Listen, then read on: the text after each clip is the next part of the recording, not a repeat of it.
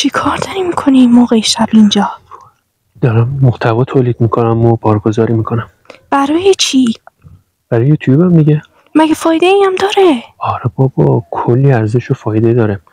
اگه تو بتونی ببین بی اینجا، به این ماه خونی قسم، نمیدونم تو تصویر معلومه یا نه، من بهتون قول میدم اگه بتونی محتوای خوبی رو با یه اصول مناسبی تولید بکنی و توی یوتیوبت قرار بدی، شما هم دیر یا زود اگه با اصول باشه خیلی زودتر به اون درآمد دلاری میرسی.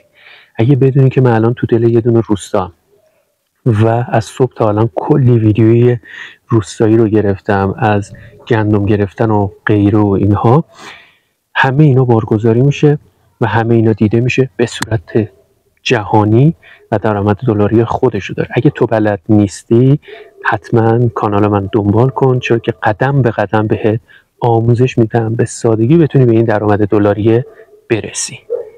با همراه‌لوژی همراه باشید.